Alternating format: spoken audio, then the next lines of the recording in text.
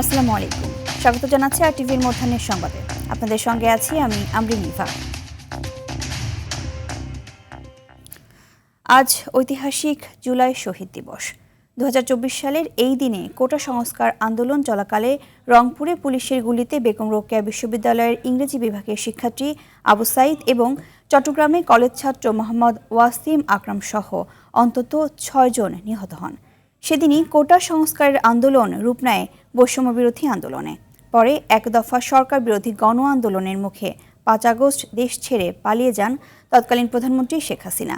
শহীদদের প্রতি শ্রদ্ধা, শোক ও কৃতজ্ঞতা জানানো এবং গণতন্ত্রকে প্রাতিষ্ঠানিক রূপ দেওয়ার অঙ্গীকারের মধ্য দিয়ে সারা দেশে দিবসটি পালিত হচ্ছে।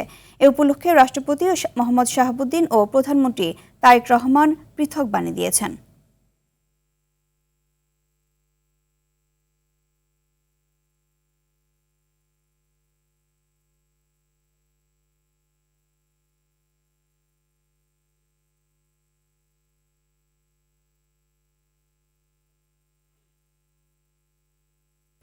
জুলাই গণ অভ্যুত্থানের প্রথম শহীদ আবু সাইদের দ্বিতীয় শাহাদাত বার্ষিকী উপলক্ষে রংপুরের পীরগঞ্জের বাবনপুর গ্রামে তার কবর জিয়ারত ও শ্রদ্ধা নিবেদন করেছেন নানা শ্রেণী পেশার মানুষ।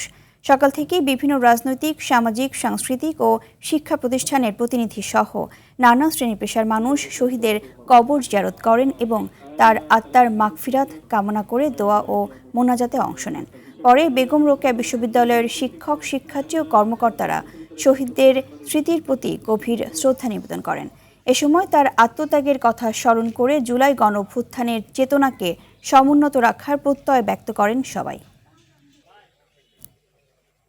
তার যে স্বপ্ন ছিল সে স্বপ্ন বাস্তবায়নের যে কতগুলো পরিকল্পনা আমরা নিয়েছি তার মধ্যে একটা ছিল আবু সাইদের গেট। আশা করি এই মাসের শেষে অর্থাৎ ফার্স্ট উইকে আমরা কাজটা শুরু করতে পারবো ইনশাল্লাহ। সবচেয়ে বড় ইম্পর্টেন্ট থিং হচ্ছিল আবু সাইদের হত্যাকারীদের বিচারের যে রায় হয়েছে, যে রায়টা হচ্ছে তাদেরকে অতি সত্বর আইনের কাছে শপথ করার জন্য আমরা বিশ্ববিদ্যালয় পরিবারের পক্ষ থেকে এবং আবু সাইদের পরিবারের পক্ষ থেকে আমরা জোর দাবি জানাচ্ছি। দর্শক, এ বিষয়ে আরও জানাতে রংপুরের পীরগঞ্জ থেকে সরাসরি যুক্ত হচ্ছেন সহকর্মী মিনহাজুল ইসলাম মিলন। আবু সাইদের কবরে শ্রদ্ধা নিবেদনের বিষয়ে কি বিস্তারিত রয়েছে আপনার কাছে জানাবেন?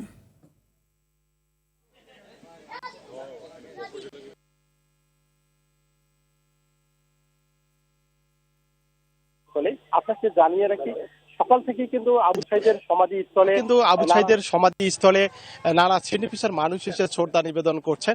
আপনাকে যদি দেখানোর চেষ্টা করি যে এখনো কিন্তু বিভিন্ন শ্রেণী পেশার মানুষ তার সমাধিস্থলে আসছেন এবং শ্রদ্ধা নিবেদন করছেন। আর একটু পরেই আমরা যতটুকু জানতে পেরেছি যে বাংলাদেশ নাগরিক পার্টির যে আহ্বায়ক নাহিদ ইসলাম সহ কেন্দ্রীয় নেতৃত্ব আসবে এবং আবু সাইদের কবর জিয়ারত করবেন। আর স্থানীয় কি হাফিজিয়া মাদ্রাসায় মিলাদ মাহফিলের আয়োজন করা হয়েছে, সেখানে এতিমদেরকে কিন্তু খাবারের ব্যবস্থা করেছে আমরা যেমনটা জানতে পেরেছি। আমরা কিন্তু আবু সাইদের পরিবারের সঙ্গে কথা বলেছি, তারা বারবারই একটি কথাই জানাচ্ছে যে আবু সাইদ হত্যা মামলার যে রায়টি হয়েছে সেই রায়ে কিন্তু এখনো কার্যকর করা হয় নাই। সরকারের প্রতি তারা কিন্তু দৃষ্টি আকর্ষণ করছেন যাতে করে এই আবু সাইদ হত্যা মামলার যে রায় হয়েছে সেই রায়টি যেন দ্রুত কার্যকর করা হয়, এমনটা কিন্তু জানিয়েছে। আর বিকেল 3টা নাগাদ কিন্তু মুক্তিযুদ্ধ বিষয়ক মন্ত্রী এই আবু সাইদের পরিবারের খোঁজ খবর নেবেন, শহীদের কবর জিয়ারত করবেন, এমনটা কিন্তু আমরা জানতে পেরেছি। এই ছিল আমার কাছে রংপুরের পীরগঞ্জ থেকে শহীদ আবু সাইদের সমাধিস্থল থেকে সর্বশেষ। ধন্যবাদ আপনাকে। কিশোরগঞ্জের মিঠামইন উপজেলা বিএনপির পদস্থগিত সভাপতি জাহিদুল আলমকে কুপিয়ে হত্যা করেছে দুর্বৃত্তরা। বুধবার রাত 9:30টার দিকে উপজেলা সদরের বেরিবাঁধ এলাকায় নিজ বাড়ির সামনে এই হামলার শিকার হন তিনি। স্থানীয়রা জানান, বাজার থেকে ফেরার পথে অজ্ঞাত দুর্বৃত্তরা জাহাঙ্গীর ও তার সহকারী হাদিস মিয়াকে ধারালো অস্ত্র দিয়ে এলোপাতাড়ি কুপিয়ে পালিয়ে যায়। পরে তাদের শহীদ সৈয়দ নজরুল ইসলাম মেডিকেল কলেজ হাসপাতালে নিয়ে গেলে চিকিৎসক জাহাঙ্গীরকে মৃত ঘোষণা করেন। পুলিশ সুপার জানান, ঘটনাস্থল ও করিমগঞ্জ থেকে চাপাতিসহ 3 জনকে আটক করা হয়েছে।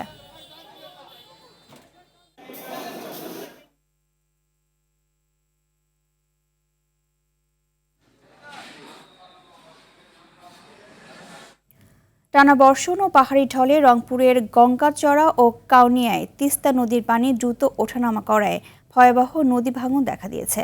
এতে হুমকিতে পড়েছে 2000 পরিবারের বসতভিটা, ফসলি জমি ও শিক্ষা প্রতিষ্ঠান। এদিকে পানি বৃদ্ধি পাওয়ায় প্লাবিত হয়েছে গঙ্গাচড় উপজেলার বেশ কয়েকটি গ্রাম। পানিবন্দী মানুষ চরম দুর্ভোগে দিন কাটাচ্ছেন। ভাঙন রোধে দ্রুত জিও ব্যাগ ও স্থায়ী বাঁধের দাবি জানিয়েছেন স্থানীয়রা।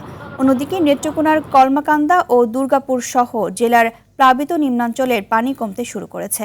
নদ-নদীর পানি বিপদসীমার নিচ দিয়ে প্রবাহিত হওয়ায় স্বস্তি ফিরেছে জনমনে, কেটেছে বন্যা আতঙ্ক। আমরা নদীর কাম করলে আমার জমি জমা যদি আল্লাহ যেখানে আজ থাকবে, যেখানে ভাঙি গেছে যেখানে থাকবে, আমরা সেখানে করি ধরি খামো। আফগানিস্তানে জাতিসংঘের সহায়তা মিশনের প্রধান ও আফগানিস্তান বিষয়ক বিশেষ প্রতিনিধি হিসেবে বাংলাদেশের কূটনীতিক রাবাব ফাতিমাকে নিয়োগ দিয়েছেন জাতিসংঘের মহাসচিব অ্যান্টনিও গুতেরেস। 3 দশকেরও বেশি সময়ের কূটনীতিক ও আন্তর্জাতিক প্রশাসনিক অভিজ্ঞতা নিয়ে এ দায়িত্ব পালন করবেন তিনি। বুধবার জাতিসংঘের মুখপাত্রের কার্যালয় থেকে প্রকাশিত এক বিবৃতিতে বলা হয়, কিরগিজস্তানের রোজা ওতুন বায়েভার স্থলাভিষিক্ত হচ্ছেন ফাতিমা। বর্তমানে জাতিসংঘের আন্ডার সেক্রেটারি জেনারেল এবং স্বল্পোন্নত দেশ, স্থলবেষ্টিত উন্নয়নশীল দেশ ও ক্ষুদ্র দ্বীপরাষ্ট্র বিষয়ক হাই রিপ্রেজেন্টেটিভ হিসেবে দায়িত্ব পালন করছেন তিনি। এর আগে 2019 থেকে 22 সাল পর্যন্ত জাতিসংঘে বাংলাদেশের স্থায়ী প্রতিনিধি হিসেবেও দায়িত্ব পালন করেন রাবাব ফাতিমা। চট্টগ্রামে গভীর সমুদ্রে ইঞ্জিন বিকল হয়ে ভাসতে থাকা একটি ফিশিং বোট সহ 19 জেলেকে জীবিত উদ্ধার করেছে কোস্টগার্ড। গতকাল বিকেলে কোস্টগার্ডের মিডিয়া কর্মকর্তা এক সংবাদ বিজ্ঞপ্তিতে এই তথ্য জানান। তিনি জানান, গত 8 জুলাই হাতিয়া থেকে এফপি মা 2 নামের ফিশিং বোট নিয়ে মাছ ধরার উদ্দেশ্যে গভীর সমুদ্রে যান 19 জন জেলে। 13 জুলাই থেকে বোটটির ইঞ্জিন বিকল হয়ে সেটি সমুদ্রে ভাসতে থাকে। 2 দিন পর মোবাইল নেটওয়ার্কের আওতায় এলে সকালে বোটে থাকা এক জেলে কোস্টগার্ডকে বিষয়টি জানালে স্টেশন ভাষান্তর এবং জাহাজ BCGS কুতুবদিয়া যৌথভাবে উদ্ধার অভিযান চালিয়ে তাদের জীবিত উদ্ধার করে।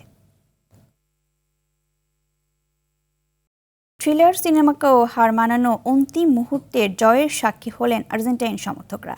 ইংল্যান্ডের বিপক্ষে সেমিফাইনাল ম্যাচের একটা সময়ে ঢাকা বিশ্ববিদ্যালয়ের TSCতে ফুটবল প্রেমীদের চোখে মুখে ছিল কেবলই বাড়ি ফেরার তারা। কিন্তু পরাজয়ের ঠিক দ্বারপ্রান্ত থেকে অবিশ্বাস্য আর জাদুকরী প্রত্যাবর্তন করে বর্তমান বিশ্ব চ্যাম্পিয়ন আর্জেন্টিনা। TSCর সেই নিস্তব্ধতা থেকে বাঁধ ভাঙা উচ্ছ্বাসে পরিণত হওয়ার বিস্তারিত তুলে ধরছেন অভি আরিফ।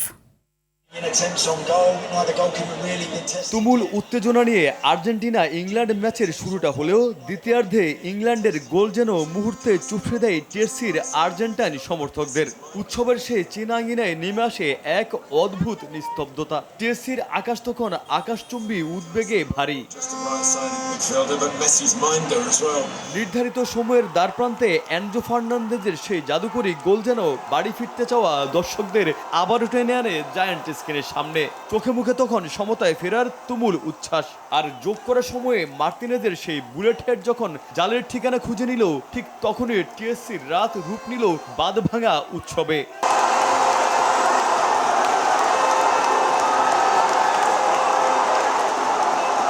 ফাইনালের মঞ্চে স্প্যানিশদের হারিয়ে ব্যাক টু ব্যাক বিশ্বকাপ ঘরে তোলার ব্যাপারে শতভাগ আত্মবিশ্বাসী বাংলার আর্জেন্টাইন সমর্থকরা।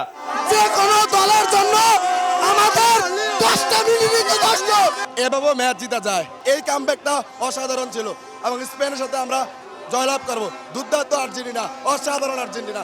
আর মেসি যেহেতু এবার শেষ বিশ্বকাপ, এটা জন্য মেসি একটা জাদু দেখে তারপরেই মাঠে থেকে নামবে।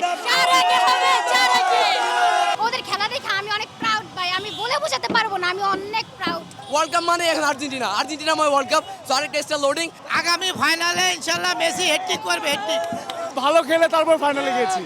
আর্জেন্টিনা, মেসির জন্য শুভকামনা।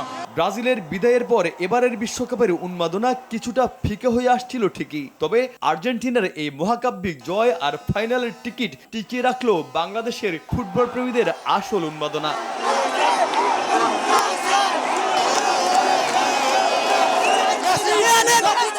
অভি আরিফ, RTV, ঢাকা। টানা 5ম দিনের মতো চলছে যুক্তরাষ্ট্র ইরান পাল্টাপাল্টি হামলা।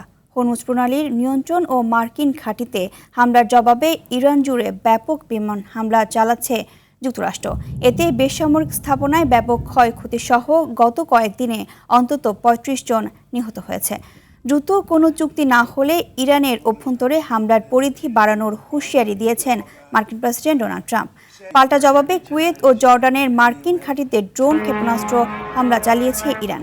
এছাড়াও হরমুজ প্রণালী বন্ধ রাখার পাশাপাশি অঞ্চলটি দিয়ে মার্কিন তেল ও গ্যাস রফতানি বাণিজ্য পথ বন্ধের হুমকি দিয়েছে তেহরান।